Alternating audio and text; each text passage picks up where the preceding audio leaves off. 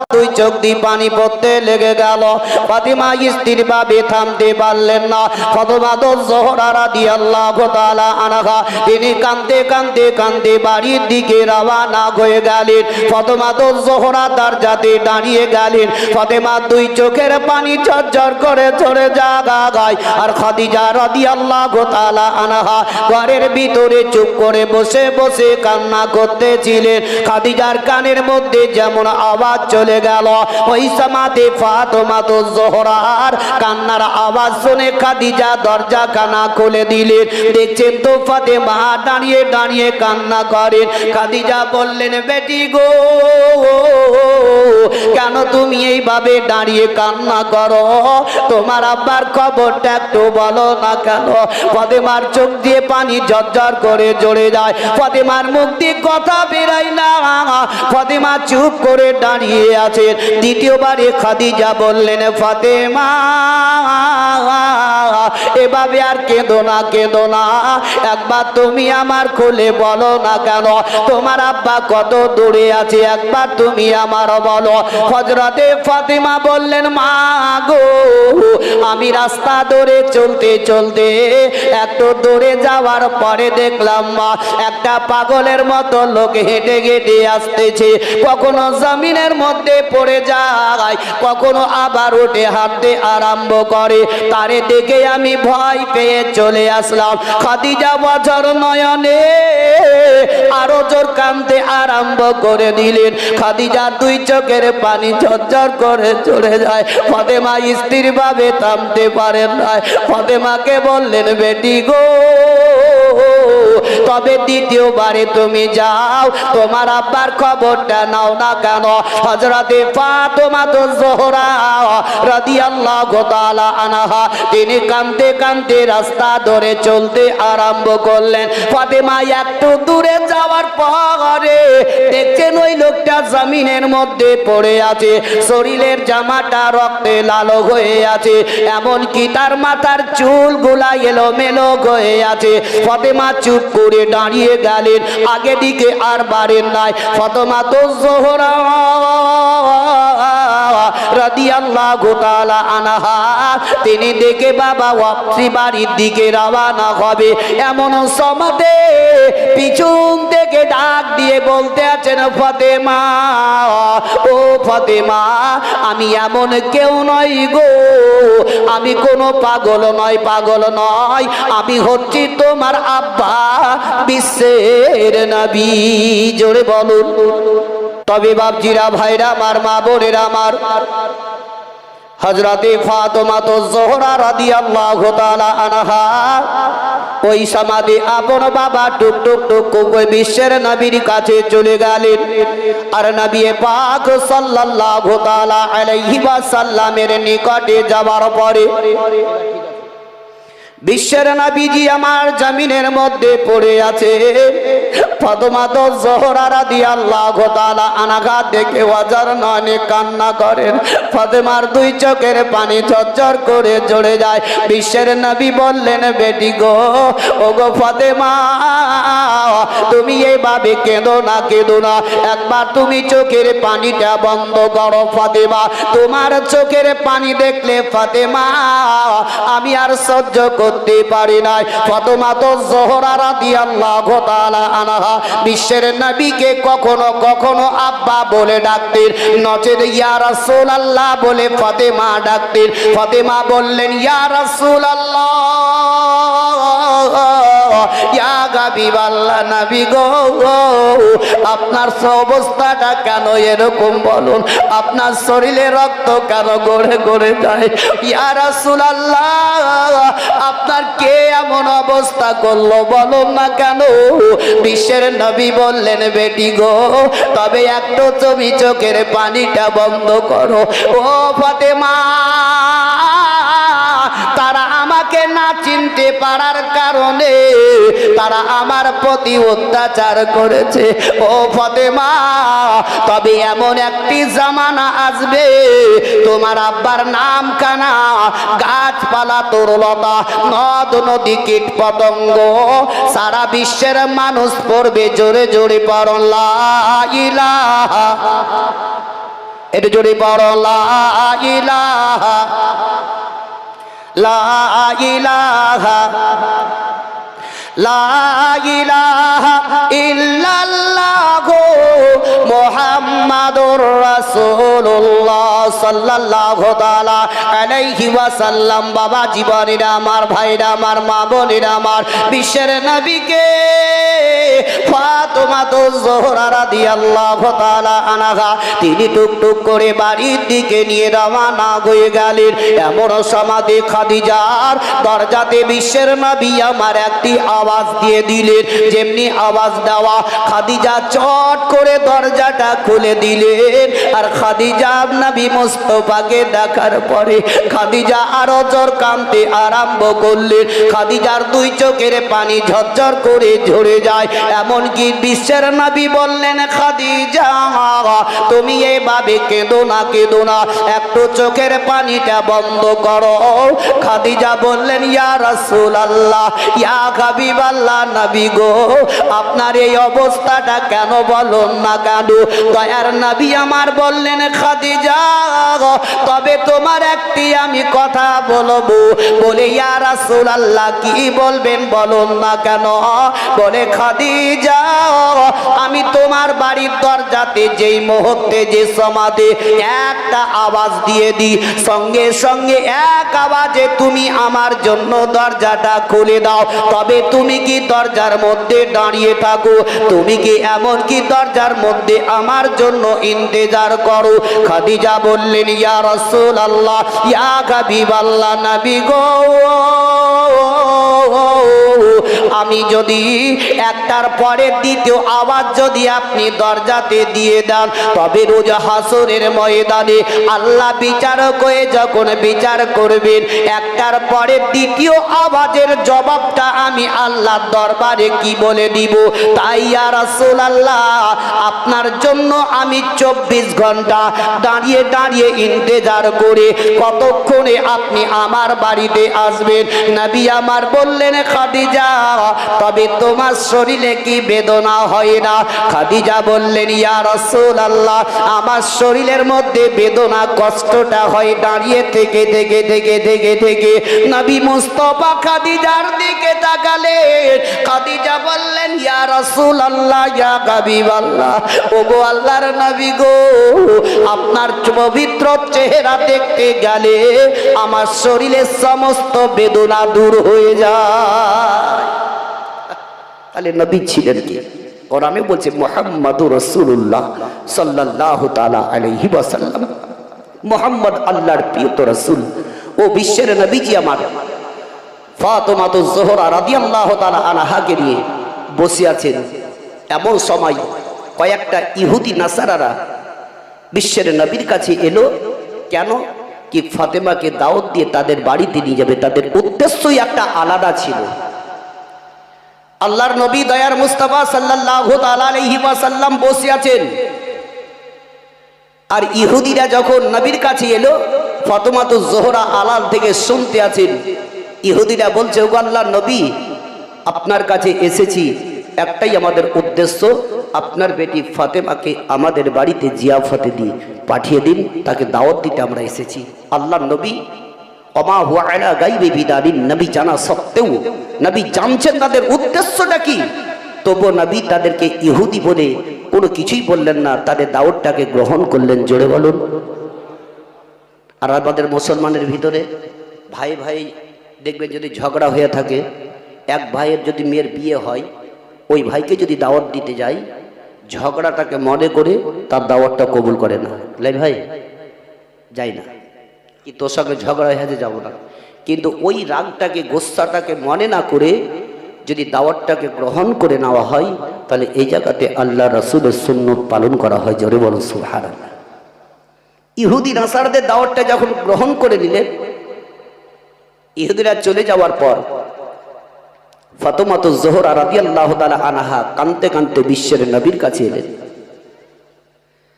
ফাতেমা জোহরা রাদিয়াল্লাহু তাআলা আনহা বললেন, ইয়া রাসূলুল্লাহ, ইয়া হাবিবাল্লাহ, ওগো আব্বা জান আপনি কেন তাদের দাওয়াতটা আপনি গ্রহণ করলেন, কেন আপনি কবুল করে নিলেন? বিশ্বের নবী বললেন, ও বেটি ফাতেমা, চোখের পানি একটু বন্ধ করো। ফাতেমা বললেন, ও গো আব্বা জান, আপনি হচ্ছেন বিশ্বের নবী, কুল কায়নাতের নবী। কোরআনেও ঘোষণা করেছেন, ওয়ামা আরসালনাকা ইল্লা রাহমাতাল লিল আলামিন, আপনাকে আল্লাহ পৃথিবী জগতের মধ্যে পাঠিয়েছেন একমাত্র রহমাতুল লিল আলামিন করে। তবে ইয়া রাসূলুল্লাহ, আপনার বেটি ফাতেমার শরীরে একটা যে জামা পরিধান করে আছে, ওই জামাটা হলো ডাবটি দেওয়ালো। তাদের বাড়িতে বড় বড় লোকেরা তারা ভালো ভালো পোশাক পরিধান করে তাদের বাড়িতে জিয়াফতে যাবে। তবে আপনি হচ্ছেন বিশ্বের নবী রাহমাতুল লিল আলামিন। তার বেটি ফাতেমা জোহরা রাদিয়াল্লাহু তাআলা আনহা তাদের বাড়িতে জিয়াফতে যাবে। তবে শরীরের মধ্যে ছিঁড়া ফাটা জামা পরিধান করে যাব, কি বলে তাদের সম্মুখে গিয়ে দাঁড়াবো?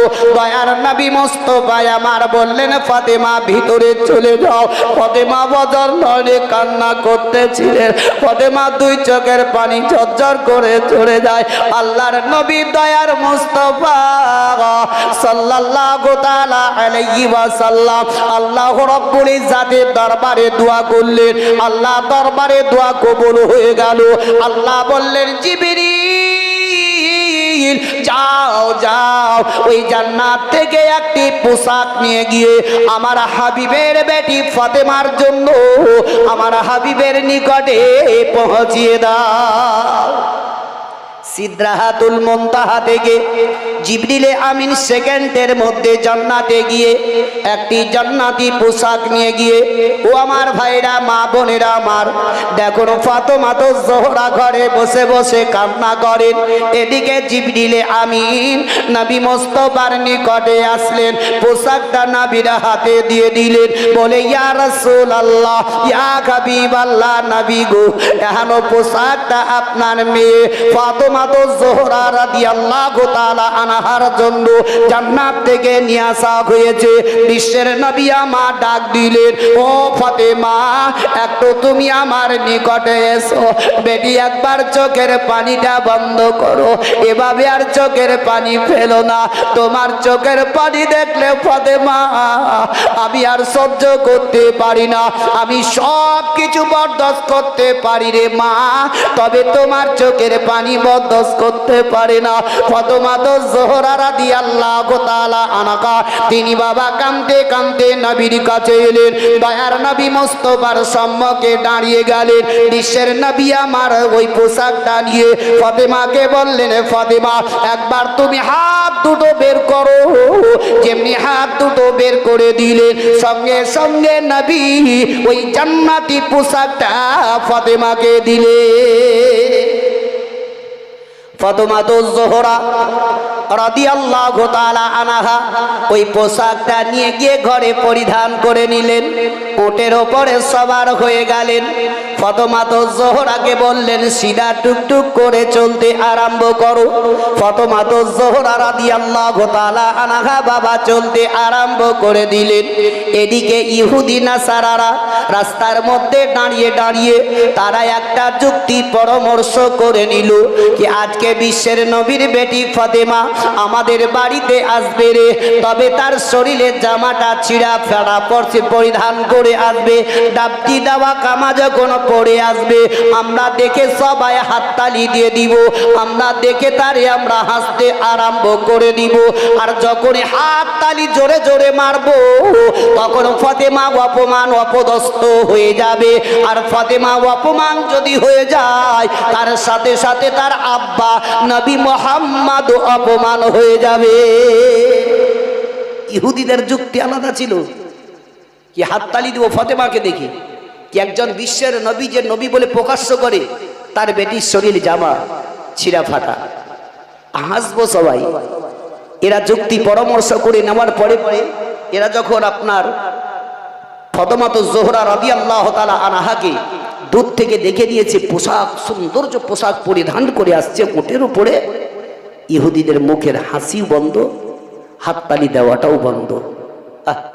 ফাতেমা তো জোহরা নিকটে যখন গেলেন, ইহুদিরা বলছে, ও ফাতেমা, আমরা যেটা ভেবেছিলাম সেটা নয়, তবে এই পোশাক তুমি পেলে কোথায়? ফাতেমা তো জোহরা বললেন, ও কোরআনে এটাও বলে কত ইজ্জু মানতাসা কত জিল্লু মানতাসা, ইজ্জতের মালিক হলো আল্লাহ, জিল্লতের মালিক হলো কে? আল্লাহ। যার ইজ্জত মান সম্মানকে আল্লাহ উচ্চ করে দিয়েছে, সারা বিশ্বের মানুষ যতই চেষ্টা করুক না কেন তার মান কেউ কমাতে পারবে না। জোরে বলুন। আজও পর্যন্ত পেরেছে ভাই? পারবেও না, কিয়ামত পর্যন্ত পারবে না। আল্লাহ যার মান সম্মানকে উচ্চ করেছে। বিশ্বের নবীর বেটি ফাতেমা জোহরা রাদিয়াল্লাহু তাআলা আনহা, তিনি আপন বসে আছেন, এমন সমাতেই ফাতেমা চট করে উঠে দরজা থেকে বের হবে। ইতিমধ্যে একটা জানোয়ার, যাকে আমরা উট বলি, উট দেখলে মানুষ দেখতে ছুটে পড়ে, সেই ফাতেমার দরজাতে এসে দাঁড়িয়ে ফাতেমাকে দেখা মাত্রই সালাম করলো। জোরে বলুন সুবহানাল্লাহ। জোরে বলুন। একটা জানোয়ার জবান খুলে এমনকি ফাতেমাকে সালাম করলো। ওই সমাদে ফাতেমা জোহরা রাদিয়াল্লাহু তাআলা আনহা চুপ করে দাঁড়িয়ে গেলেন। আর ফাতেমা ওটের দিকে তাকিয়ে তাকিয়ে তাকিয়ে তাকিয়ে তাকিয়ে তাকিয়ে তাকিয়ে দেখতে আরম্ভ করে দিলেন। ফাতেমা আর ওই ওট বাবা মুখোমুখি এইভাবে তাকিয়ে তাকিয়ে দেখতেছিল। ফাতেমা জোহরা রাদিয়াল্লাহু তাআলা আনহাকে জবান খুলে ওই বাবা উটটা কি বলে? আল্লাহ রাব্বুল ইজ্জাতের দরবারে নিজের জবানে বলে, আল্লাহ গো তুমি আমার জবানটা খুলে দাও, যাতে বিশ্বের নবীর বেটি ফাতেমাকে আমি জবান খুলে কথা বলতে পারি। সঙ্গে সঙ্গে জবানটা খুলে দেওয়া হলো। ওই উটটা জবান খুলে বলে, ফাতেমা, বিশ্বের নবীর বেটি ফাতেমা, যদি আজকে নবী মুস্তাফার নিকটে যাও তবে তুমি আমার উপরে চড়ে যাও। ওর বাবা বিশ্বের নবীর বেটি ফাতেমা জোহরা রাদিয়াল্লাহু তাআলা আনহাকে যেমনি কথাটি বলে দিল, সঙ্গে সঙ্গে ফাতেমা কাঁদতে আরম্ভ করে দিলেন। ফাতেমা দুই চোখ দিয়ে পানি পড়তে লেগে গেল। ফাতেমা আর স্থির ভাবে থামতে পারে না। উট বলে, ফাতেমা চোখের পানিটা বন্ধ করো, চলো চলো তুমি কোথায় যাবে? যদি নবী মুস্তাফা দরবারে যাও তবে তোমাকে আমি দরবারে পৌঁছে দিব। বিশ্বের নবীর বেটি ফাতেমা টুকটুক করে চলে গেলেন। কোথায়? উটের নিকটে চলে গেলেন। আর যাওয়ার পরে উটের কপালের মধ্যে এইভাবে হাতটা বোলাতে আরম্ভ করে দিল। আস্তে আস্তে উটটা জমিনের মধ্যে বসে গেল। এমনকি উটটা জমিনের মধ্যে শুয়ে গেল। ফাতেমা কপালের মধ্যে হাত দিতে দিতে উটের জবানটা বন্ধ হয়ে গেল। এমনকি উটটা মারা গেল। সেই উটটা বিশ্বের নবীর সঙ্গে যুদ্ধে, খাইবারের যুদ্ধের ময়দানে নবীর সঙ্গে আলাপ আলোচনা পর্যন্ত করেছে।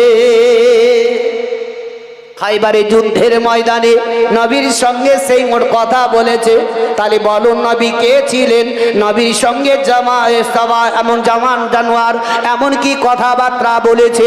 ওই নবীর আজকে আমরা উম্মত। বিশ্বের নবীর বেটি ফাতেমা জোহরা রাদিয়াল্লাহু তাআলা আনহা চুপ করে বাবা বসে আছেন। এমন সমাদে ফাতেমা জোহরাকে দেখতে দেখতেই নবী আমার বললেন, বেটি তুমি হচ্ছ জান্নাতি। জোরে বলুন। ফাতেমা ঘোষণা করে দিলেন যে তুমি হচ্ছে জান্নাতি। দ্বিতীয়বারে বলছেন যে ফাতেমা তুমি হচ্ছে সমস্ত নারীদের সর্দারনি হবে, ফাতেমা তুমি জান্নাতি নারী। জোরে বলুন সুবহানাল্লাহ। তবে ভাই, বিশ্বের নবী যখন এই কথা বললেন তো ফাতেমা একটু খুশি হয়ে গেলেন। প্রত্যেকটা মানুষ দেখবেন, আজকালকার বর্তমান যুগে দেখবেন, মেম্বার থেকে, প্রধান থেকে, ডাক্তার থেকে, মাস্টার থেকে যে কোনো একটা পদ যদি পায় তো দেখবেন সেই লোকটা একটু খুশি হয়, হয় না? হয় না? বিশাল বড় খুশি হয়। তো ফাতেমা যখন একটু খুশি হলেন, মাহসুস নিয়ে চলে আসলেন, তো আল্লাহর নবী দেখতে দেখতেই ফাতেমাকে বলছেন, ফাতেমা তুমি তো জান্নাতি, জান্নাত নারীদের সর্দারনি হবে তুমি। কিন্তু ফাতেমা একটা জিনিস জেনে রাখো, তোমার আগে একটি মেয়ে পৃথিবীতে তোমার আগে আগে জান্নাতে যাবে। জোরে বলো সুবহানাল্লাহ। ফাতেমা চুপ করে গেলেন। ফাতেমা দেখতে আছেন আল্লাহর নবী দয়ার মুস্তাফার মুখের দিকে তাকিয়ে বলছেন, ইয়া রাসূলুল্লাহ, ইয়া হাবিবাল্লাহ, নবী গো, আমি হচ্ছি একজন বিশ্বের নবীর বেটি ফাতেমা। আপনি ঘোষণা করলেন আপনি জান্নাতি, সমস্ত নারীদের সরদারনি। তবে ইয়া রাসূলুল্লাহ, তবে এমন পৃথিবীতে কোন মেয়েটা আছে কি আমার আগে আগে জান্নাতে যাবে? তবে ইয়া রাসূলুল্লাহ, সেই মেয়েটি মারা গেছে না জীবিত আছে? তাকে আমি দেখব। আজকালকার বর্তমান মা বোনরা জান্নাত পাওয়া খুব সহজ কথা নয়। ফাতেমাতুজ জোহরা রাদিয়াল্লাহু তাআলা আনহা তিনি দেখতে দেখতেই নবীকে যখন বললেন, নবী আমার বললেন, ও বেটি ফাতেমা, তবে ওই মেয়েটিকে কি তুমি দেখতে চাও? বলে, ইয়া রাসূলুল্লাহ, ইয়া হাবিবাল্লাহ, যদি আপনি বলেন তো আমি ওই মেয়েটিকে এক নজর দেখে নিব। তবে আপনার বেটি ফাতেমার আগে কি করে ওই জান্নাতে যেতে পারে? তবে পৃথিবীতে এমন কি কাজ করে ওই মেয়েটি কি আমার আগে আগে জান্নাতে যাবে? ফাতেমাতুজ জোহরা রাদিয়াল্লাহু তাআলা আনহাকে বললেন, ও বেটি ফাতেমা, দেখো সামনে জঙ্গল দেখা যায়। বলে, ইয়া রাসূলুল্লাহ, দেখা যায়। বলে, ওই জঙ্গলে দেখো একটা ছোট্ট কুটরি ঘর দেখা যায়। ওই ঘরের ভিতরে একটি মেয়ে আছে, ওই মেয়েটি তোমার আগে আগে জান্নাতে যাবে। ফাতেমাতুজ জোহরা রাদিয়াল্লাহু তাআলা আনহা বাবা চোখ করে নবী মুস্তাফার নিকট থেকে উঠে গিয়ে নিজের হুজরা খানাতে চলে গেলেন। কিন্তু সেই মেয়েটিকে দেখার জন্য ফাতেমা বৈকালবেলা আসর আর মাগরিবের বিছখানে ফাতেমা টুকটুক করে চলতে আরম্ভ করে দিলেন। ফাতেমাতুজ জোহরা রাদিয়াল্লাহু তাআলা আনহা তিনি দরজাতে দাঁড়িয়ে আওয়াজ যখন দিয়ে দিলেন, আওয়াজ পাওয়ার পরে ভিতর থেকে আওয়াজ দিল, বলে, কে আছো গো? বলে, আমি বিশ্বের নবীর বেটি ফাতেমা আছে, একবার তুমি দরজাটা খুলে দাও। কিন্তু মেয়েটির নাম ছিল বাবা জামিলা। ভিতর থেকে জামিলা বলতে লাগলো, ফাতেমা, ও গো ফাতেমা, আমারও মনটা বড় চটপট করে গো, তোমাকে আমি এক নজর দেখব, তোমার সঙ্গে আমি বসে আলাপ আলোচনা করব। তবে ফাতেমা, আজকে তুমি ওয়াপসি চলে যাও, চলে যাও, আগামী কালকে আমার বাড়িতে আসবে, তখন তোমার জন্য আমি দরজাটা খুলে দিব।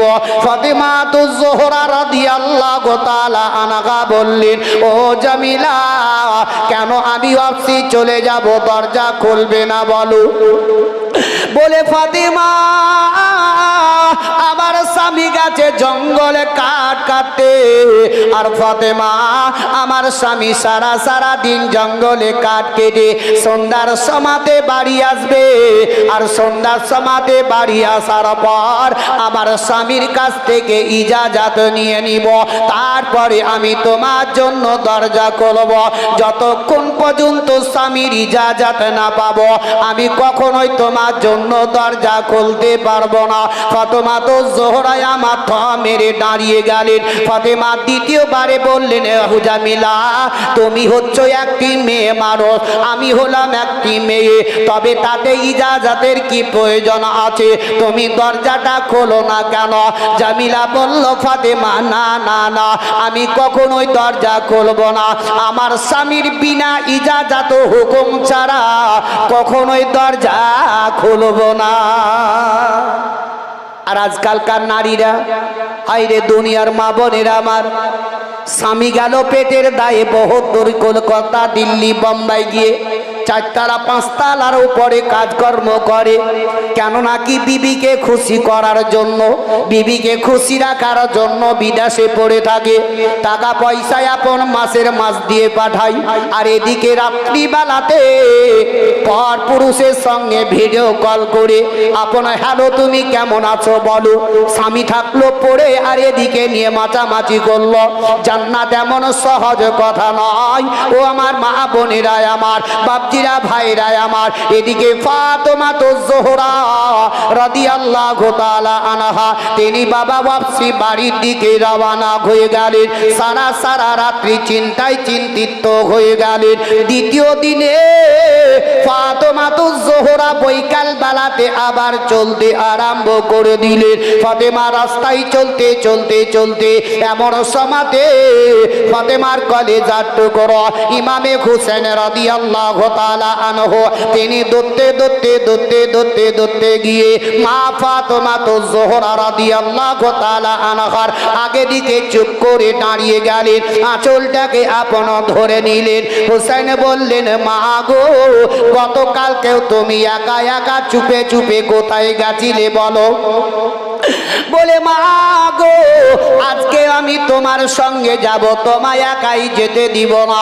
তবে বাপজিরা ভাইরা আমার, ইমামে হুসেন ছিলেন ছোট, তবে জিদ্দিতে মাত্র একটু সামান্য জিদ্দি ছিলেন। হুসেন আপন জিদ্দির কারণে ফাতেমা কোনো কথা বললেন না, তারে আপন সঙ্গে নিয়ে চলতে আরম্ভ করে দিলেন।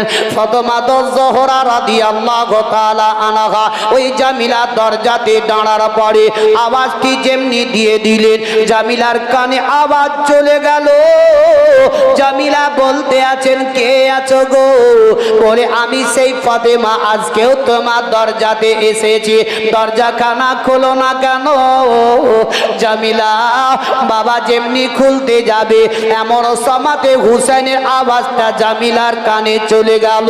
জামিলা দরজাটা খোলা বন্ধ করে দিল। জামিলা বলতে আছেন, ফাতেমা তোমার সঙ্গে কে ওঠাছে বলো না কেন? ফাতেমা বললেন, জামিলা ওটা আমার কলেজার টুকরো হুসেন আমার সঙ্গে এসেছে। জামিলা বললেন, ফাতেমা আমার স্বামীর নিকট থেকে তোমার জন্য ইজাজত আমি চেয়ে নিয়েছি, তবে তোমার বেটা হুসেনের ইজাজত আমি চাইনি। তবে আজকেও তুমি ওয়াপাস চলে যাও, আগামী কালকে আসবে, আমি হুসেনের ইজাজতটা চেয়ে নিব, তারপরে আমি তার জন্য দরজা খুলে দিব। ফাতেমা তো জোহরা দাঁড়িয়ে শুনছেন, ইমামে হুসেন জিদ্দি ছিলেন একটুকু। ওই সময়তে বলছে, মা এ কোন মেয়ের মেয়ে? আপনি হচ্ছেন বিশ্বের নবীর বেটি ফাতেমা, আপনার জন্য দরজা খুলবে না, চলো। ফাতেমা চুপ করে দাঁড়িয়ে গেলেন। জামিলা বলছেন, ফাতেমা তার বয়স কত? বলে, 3 বছর। জামিলা বলতেছেন, ফাতেমা ওই জন্যই আমি দরজাটা খুলবো না, যদি 2 বছরের হতো আমি দরজাটা খুলে দিতাম, তাতে কোনো আপত্তি থাকতো না। জামিলা বলতে আছেন, ফাতেমা যদি 2 বছরের হতো আমি প্রবেশ করতে দিতাম, ঢুকতে দিতাম, 3 বছর এই জন্যই দিব না, কারণ হচ্ছে 2 বছর বাচ্চার সামনে যদি কোনো কিছু বলা হয় তবে তার জেহেরে কিন্তু নিয়ে আসতে পারবে না, টুকটুক করে তাকে দেখবে। আর 3 বছর বাচ্চার যখন বয়স হবে তখনই দেখবে যাই বলবো তাই শুনবে, মেমোরি মাথায় ভরবে, পরবর্তীতে কথাটা মনে করে মুচকি মুচকি হাসবে। কি ভাই, তাই না? 2 বছর বাচ্চার কোনই থাকে না। আর একটা জিনিস জেনে রাখুন, আজকাল বর্তমানে মা বোনদেরকে আমি বেশি করে বলি কথাগুলাকে, কি আপনার যদি নিজে গর্ভে 10 মাস 10 দিন নিয়ে থাকলেন যে বাচ্চাটাকে, দুনিয়াতে ভূমিষ্ঠ হওয়ার পর 2 থেকে 2.5 বছর দুগ্ধ পান করার নিজের স্তন থেকে, ওই বাচ্চাটার বয়স যখন 5 থেকে 6-7 বছর যখন হয়, তখন মা ওই ছেলেটাকে নিজের কাছে নিয়ে ঘুমায় না। ঘুমায় কি? এই জোরে বলেন, ঘুমায় কেন? ঘুমায় না, গুনাহ হবে, তাই না? যেমন বাপজি বলছেন গুনাহ হবে, বাস্তবত তার একটু লজ্জা লাগবে কি বড় ছেলেকে কাছে নিয়ে শুভ করে।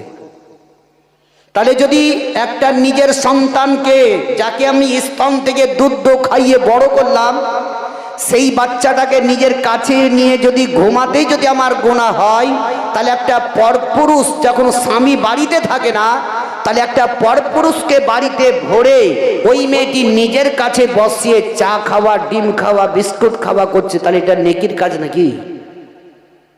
হ্যাঁ, এগুলো হচ্ছে গুনহার কাজ। তবে আজকে আমরা জীবনী কাহিনী শুনছি, কিন্তু আমরা পরিবর্তনটা হচ্ছে কোথায় বলো? আমরা শুনছি এক কানে, ভরছি আর এক কান দি, বাইর করতে আর এক কান দি। তবে ভাই আপনাদের বাপজিদেরকে আমি বলবো, আপনারাও সে শোনার পরে কিছু পরিবর্তন হন, বাড়িতে গিয়ে ছেলে মেয়েদেরকে শিক্ষা দেওয়ার চেষ্টাটা করুন। ওই সমাদে হযরতে ফাতেমা যোহরা রাদিয়াল্লাহু তাআলা আনহা, তিনি বাপজি আমার জামিলা দরজা থেকে কাঁদতে কাঁদতে কাঁদতে কাঁদতে বাড়ি চলে গেলেন। ফাতেমা সারা দিন চিন্তায় চিন্তিত হয়ে গেলেন। রাত্রিবেলাতে ফাতেমা আর ঘুমালেন না। তৃতীয় দিনে ফাতেমা আবার জামিলার দরজাতে চলে গেলেন। ফাতিমা ভিতর থেকে বলতে আছেন, কে আছো গো? বলে, জামিলা আমি সেই ফাতেমা এসেছি, তবে দরজাটা খুলো না কেন? জামিলা যেমনি দরজা কানা খুলে দিলেন, সঙ্গে সঙ্গে ফাতেমা যোহরা রাদিয়াল্লাহু তাআলা আনহা ভিতরে প্রবেশ যেমনি করলেন, পা যেমনি ভিতরে দিয়ে দিলেন, সঙ্গে সঙ্গে ফাতেমা তিনটা জিনিস দেখতে পেলেন। এক নাম্বার একটা লাঠি, দুই নাম্বার একটা খুঁটি, তিন নাম্বার একটা লাঠি, এই যে দড়ি। এই তিনটা জিনিস দেখার পরে ফাতেমা চুপ করে জায়গায় দাঁড়িয়ে গেলেন, ভিতর দিকে আর প্রবেশ করলেন না। জামিলা বললেন, ফাতেমা একটু ভিতরে এসো না কেন? ফাতেমা যোহরা রাদিয়াল্লাহু তাআলা আনহা বললেন, জামিলা আমি ভিতরে প্রবেশ করব, তবে তিনটা জিনিস তোমার ঢুকতেই দেখতে পেলাম, কারণটা কি একবার বলো না কেন?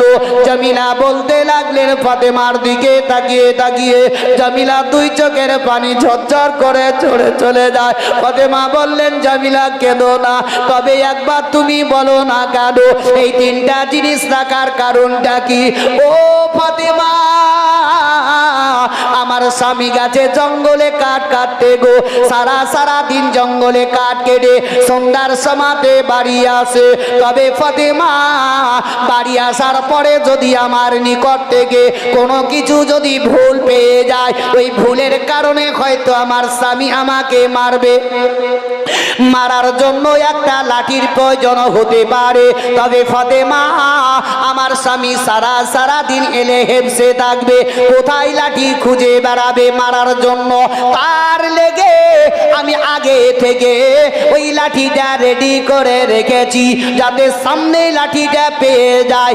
এ ফাতেমা, এই খুঁটিটা পুঁতা রাখার কারণ, দড়ি রাখার কারণ, যখন আমার স্বামী আমাকে মারবে হয়তো আমি ছুটে পালাবো, এমনকি দৌড়ে দৌড়ে পালাবো। তার জন্য আমার স্বামী এই দড়িতে বেঁধে, খুঁটিতে বেঁধে বেঁধে আমাকে মারবে। তবে ফাতেমা, একটাই জেনে রাখো যে এই হেন পৃথিবী দুনিয়ার ভুল হওয়ার কারণে আমার স্বামী যদি আঘাত করে, রোজ হাসরের ময়দানে ওই ভুলের প্রায়শ্চিত্ত পেতে হবে না। যে ফাতেমা, এই জন্যই আমি তিনটা জিনিস রেখেছি। তবে আজ বলুন, পৃথিবীতে এরকম কয়টা নারী আছে? হাজারে বোধহয় একটা হতে পারে, তাও মাশাআল্লাহ খুঁজে খুঁজে পাওয়া যাবে কিনা। তবে যে ভুলগুলা করে মা বোনেরা, এ ভুল তো তারা করে, কিন্তু ভুলের খাইসিয়াত আপনাদেরকেই পাকড়াহি করবে, আপনাদেরকেই বলবে কি আপনারা শিক্ষা দীক্ষা দেননি কেন? আজ তো আমরা নিজের পথেই ভুল পথে চলি। আজকে আমরা নামাজ রোজার দিকে তো গুরুত্ব দিই না। ভাই, যতই জীবনী কাহিনী আমরা শুনি না কেন, আকিমুস সালাত, নামাজ কায়েম কর, নামাজ হচ্ছে আমাদের আসল। পৃথিবী দুনিয়াটা কদিনকার, যেমন কোরআন বলছে কুল্লু নাফসিন যায়কাতুল মউত, প্রত্যেকটি নফসকে মৌতের স্বাদ চাখতে হবে। মৃত্যুর আগে সকলেই কিছু পরিবর্তন হওয়ার চেষ্টা করো। আল্লাহ যাতে প্রত্যেকটি মানুষকে সঠিক পথে ইমানের সহিত নিয়ে যাওয়ার তৌফিক ইনায়াত করে জোরে সকলে বলুন আমিন। বিশ্বের নবীর নামাসা ইমামে হাসান ও হুসেন রাদিয়াল্লাহু তাআলা আনহু, তিনি মা ফাতেমা যোহরা রাদিয়াল্লাহু তাআলা আনহার নিকট থেকে আঙুল ধরে তারা দুই ভাই টুকটুক করে রাস্তা ধরে হেঁটে হেঁটে যাচ্ছেন। একটু দূরে চলে গেলেন, যাওয়ার পরে দেখছেন কি একটা লোক ঘোড়ার পিঠে চড়ে সাওয়ার হয়ে চলে যায়। ইমামে হুসেন দাঁড়িয়ে গেলেন, হাসান হুসেনের দিকে তাকিয়ে তাকিয়ে দেখছেন। বলে, ভাই চলো। বলে, ভাই একটা কথা বলছিলাম। বলে, কি? বলে, ওই লোকটা যে ঘোড়ার পিঠে চড়ে গেল, ওরকম একটা তুমি আমাকে ঘোড়া এনে দাও, আমিও ঘোড়ার পিঠে চড়বো। জোরে বলো সুবহানাল্লাহ, জোরে বলো। ঘুমাচ্ছে নাকি ভাই? ইমামে হুসেন বলছেন, ভাই হাসান আমাকে ঘোড়া এনে দাও। তবে দেখুন, ভাইয়ে ভাই যদি মেল মহব্বত থাকে তো ছোট্ট ভাই বড় ভাইয়ের প্রতি আবদার করে না? আর যদি মেল মহব্বত না থাকে তো কোনো কিছু আবদার করবে না। ইমামে হুসেন একবার নয়, দুইবার নয়, তিনবার বললেন হাসানকে, হাসান চুপ করে গেলেন, কোনো জবাব দিতে পারছেন না। ইমামে হুসেন কাঁদতে লাগলেন, কাঁদতে কাঁদতে ধুলায় গড়াগড়ি দিতে লাগলেন। ইমামে হাসান তার কান্না দেখে তারও চোখে পানি চলে আসলো। বিশ্বের নবীজি আমার ওই রাস্তা দিয়ে হেঁটে হেঁটে আসছেন, নজর পড়ে গেল ইমামে হাসান দাঁড়িয়ে দাঁড়িয়ে কাঁদছেন, আর ইমামে হুসেন জমিনে গড়াগড়ি দেয়। বিশ্বের নবী আমার তাদের কাছে গিয়ে ইমামে হাসানের ডান দিকে দাঁড়ালেন। দাঁড়ার পরে পরে জিজ্ঞাসা করছে, ভাই কেন তোমরা এইভাবে কান্না করো, রাস্তার মধ্যে কেন? ইমামে হাসান নানা নবী মুস্তফার মুখের দিকে তাকে তাকে বলে, ওগো নানা জান, আমার ছোট্ট ভাই হুসেন একটা লোককে দেখলো ঘোড়ার পিঠে চড়ে গেল। ওই ঘোড়াটা দেখার পরে হুসেন আমার কাছে একবার নয়, দুইবার নয়, তিনবার যখন চাইলো আমি কোনো জবাব দিতে পারলাম না। বলে, নানা গো, ইয়া রাসূলুল্লাহ, আমি ঘোড়া কোথা থেকে এনে দিব? বিশ্বের নবী বললেন, ভাই হাসান, তুমি হচ্ছ বড়, তুই হচ্ছে ছোট, তবে তুমি যদি একবার তারে বলে দাও, বলে তুমি একটু কান্নাটা বন্ধ করো, চলো তোমাকে আমি বাড়িতে গিয়ে ঘোড়া দিয়ে দিব, তবে দেখবে তার কান্নাটা বন্ধ হয়ে যাবে। ইমামে হাসান বললেন, ইয়া রাসূলুল্লাহ, ইয়া হাবিবাল্লাহ, নানা গো, আমাদের বাড়িতে ঠিকভাবে খাবার খাদ্য হয় না, তবে আমি কি করে হোসেনকে বলতে পারি কি চলো বাড়িতে তোমাকে আমি ঘোড়া দিয়ে দিব? ইয়া রাসূলুল্লাহ, আমি এই কথা কখনো তারে বলতে পারি নাই। নবী মুস্তাফা আমার বললেন, ভাই হাসান, আমি নবী মুস্তাফা, আমি রহমাতুল লিল আলামিন বলতেছি, যাও যাও হোসেনকে বলে দাও, বলে চলো চলো তোমাকে বাড়িতে আমি ঘোড়া দিব, তোমাদের জন্য বাড়িতে ঘোড়া রেডি হয়ে আছে। তবে ভাইরা আমার, বাপজিরা আমার, বিশ্বের নবীর নওয়াসা ইমামে হুসেন রাদিয়াল্লাহু তাআলা আনহুকে নবী আমার বললেন, তোমাদের জন্য তোমাদের বাড়িতে ঘোড়া রেডি হয়ে আছে, একবার হুসেনকে বলে দাও। হাসান গিয়ে যখন হাত কানা ধরে হুসেনকে বলে দিলেন, বলে ভাই একবার কান্নাটা বন্ধ করো, চলো তোমাকে আমি বাড়িতে ঘোড়া দিয়ে দিব। হুসেনের কান্নাটা বন্ধ হয়ে গেল। তারা দুই ভাই রাস্তা ধরে হেঁটে হেঁটে হেঁটে হেঁটে যান, দয়ার নবী মুস্তাফা আমার সঙ্গে চলতে লাগলেন। এমনকি বাড়িতে প্রবেশ করতে করতে ইমামে হাসানের নজরটা বাড়ির চারিদিকে দিতে লাগলেন, কেন নাকি আমার নানা নবী মুস্তাফা বলেছেন বাড়িতে আমাদের জন্য ঘোড়া রেডি হয়ে আছে, তবে ঘোড়া কোথায় দেখা যাক, ঘোড়া কোথাও দেখতে পাওয়া যায় না। মা ফাতেমাতুজ জোহরা রাদিয়াল্লাহু তাআলা আনহা, তিনি ঘরের ভিতর থেকে টুকটুক করে দেখতে আছেন কি আজকে আমার বাড়িতে বিশ্বের নবী নবী মুস্তাফা আমার আব্বা জান বাড়িতে এসেছেন। দয়ার নবী মুস্তাফার বেটি ফাতেমা টুকটুক করে দেখতেছিলেন। হাসান চারিদিকে দেখতে দেখতে ঘোড়া কোথাও যখন দেখতে পেলেন না, অজর নয়নে কাঁদতে আরম্ভ করলেন। নবী মুস্তাফা তিনার নওয়াসার জন্য, যার জন্য সারা জাহানকে সৃষ্টি করা হয়েছে, যে নবীর কারণে আমরা কোরআন পেয়েছি, যে নবীর কারণে আমরা নামাজ পেয়েছি, যে নবীর কারণে আমরা মাহে রমজানে রোজা পেয়েছি, যে নবী মুস্তাফার কারণে আমরা কাবা পেয়েছি, ও নবী মুস্তাফা তার দুই নওয়াসার জন্য নিজে নিজে ঘোড়া তৈরি হয়ে গেলে। জোরে বলো, নওয়াসা নাতির জন্য ঘোড়া নবী তৈরি হলেন। কখনো কখনো ইমামে হুসেনকে পায়ের ওপরে এভাবে চাপিয়ে নিয়ে খেলাধুলা করতেন। জোরে বলো, নাতি, তখনকার নাতি আর এই নাতিতে জমিন আসমান ফারাক আছে না নয় ভাই? এখনকার নাতিরা বুঝলে নানার কাছে যদি খেতে পাই তো খুব নানা নানা, আর যদি একদিন খেতে না দেয় তো মারতাম। কি নাতির জন্য বিশ্বের নবী আমার ঘোড়া তৈরি হলেন। ইমামে হাসানকে বললেন, ও হাসান, দেখো ঘোড়া তৈরি হয়ে গেছে, তোমার ভাই হোসেনকে বলো যাতে চড়ে যায়। ফাতেমা টুকটুক করে দেখছেন। ওই সমাধে হোসেন আমার চড়ে গেলেন। আর যেমনি চড়ে যাওয়া হাসান রাদিয়াল্লাহু তাআলা আনহু তিনি কাঁদতে আরম্ভ করলেন, বলেন আল্লাহ গো, আমার ছোট্ট ভাই হুসেন বড় বেয়াদবি করলো, আমার দয়ার নবী মুস্তাফা নানার উপরে আজকে সবার হয়ে গেছে। এই বলে কান্না করতেছিলেন, এমন সমাতে নবী মুস্তাফা আমার হাসানকে বললেন, ও ভাই হাসান কেঁদো না, চোখের পানি একটু বন্ধ করো। যদি তোমার পছন্দ হয় তবে তুমিও আমার উপরে চড়ে যাও, আর যদি না পছন্দ হয় তবে তুমি চড়বে না। হাসান আরো চিন্তায় চিন্তিত হয়ে গেলেন, যদি এখন আমি মুস্তাফাকে নারাজ করে দিই তবে আল্লাহ নারাজ হয়ে যাবে, তবে নবী মুস্তাফাকে নারাজ করলে হবে না। এ মুসলমান ভাইরা আমার, যদি নবী মুস্তাফাকে নারাজ করে দেন তবে আল্লাহকেও নারাজ করা হয়ে গেল। তবে যেই ব্যক্তি নবী মুস্তাফার প্রতি মহব্বত ভালোবাসা রাখলো, আল্লাহকেও তারে সে আপন ভালোবাসলো। বিশ্বের নবীর নামাজা ওদিকে লক্ষ্য করে চিন্তা করে তিনি আপন টুক টুক টুক টুক টুক টুক টুক টুক করে নবী মুস্তাফার নিকটে আসার পরে চড়ে গেলেন। আর যেমনি চড়ে যাওয়া ফাতেমা জোহরা রাদিয়াল্লাহু তাআলা আনহা, তিনি টুকটুক করে ঘরের ভিতর থেকে দেখতেছিলেন। ফাতেমা দেখতে দেখতে কাঁদতে আরম্ভ করলেন, বলে আল্লাহ গো, আমার দুই কলেজার টুকরো আমার বিশ্বের নবী মুস্তাফার উপরে এভাবে আজকে সওয়ার হয়েছে। ফাতেমার দুই চোখের পানি ঝরঝর করে ঝরে যায়। এমন সমাতে ইমামে হুসেন রাদিয়াল্লাহু তাআলা আনহু তিনার বড় ভাই হাসানকে বলতে লাগলেন, বলে ভাই হাসান শোনো গো, যেই লোকটা ঘোড়ার পিঠে চড়ে গেছিল ওই লোকটার হাতে একটা লাগাম ছিল, তবে আমরা যে ঘোড়ার পিঠে চড়েছি এই ঘোড়ার লাগাম কোথায় বলো? ঘোড়ার তো লাগাম দেখতে পাওয়া যায় না, আমরা লাগাম ধরে চলবো কি করে? যেমনি হুসেন এই কথা বলে দিলেন, হাসান চুপ করে গেলেন, কোনো কথা বলেন নাই। বিশ্বের নবীজি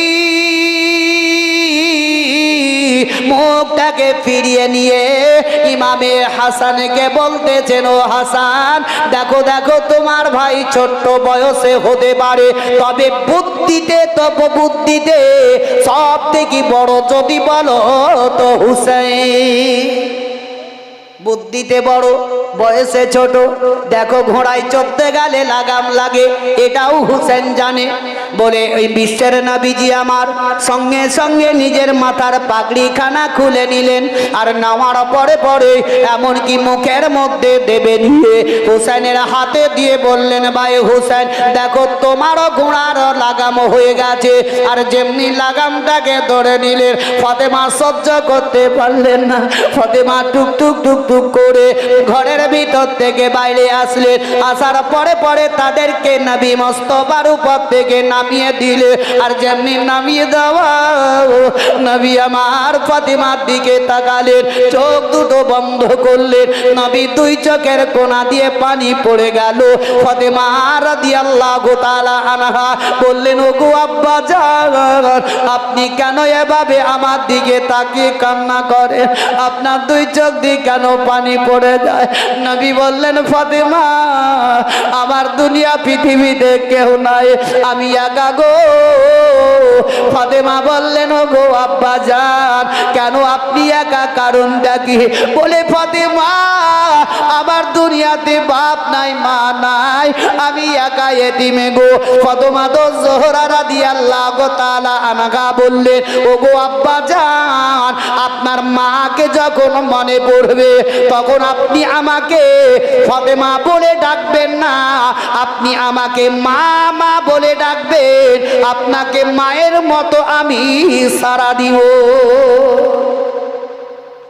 আব্বা আপনি মা বলে ডাকবেন, আমি মায়ের মতোই সারা দিব। তাই দেখবেন আমাদেরও আজ পর্যন্ত পৃথিবীতে মানুষ আমরা মেয়েদেরকে মা বলেও ডাকি, কি ভাই ডাকি না?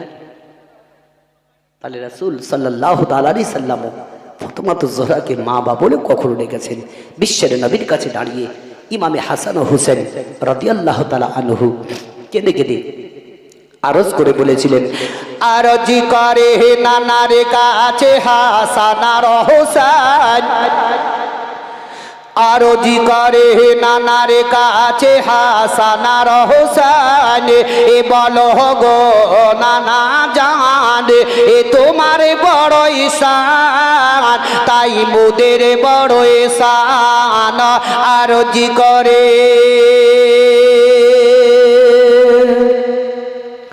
পিতা যাহারি আবদুল্লাহ ও গো পিতা যাহারি আবদুল্লাহ মাতা আমিনা জননী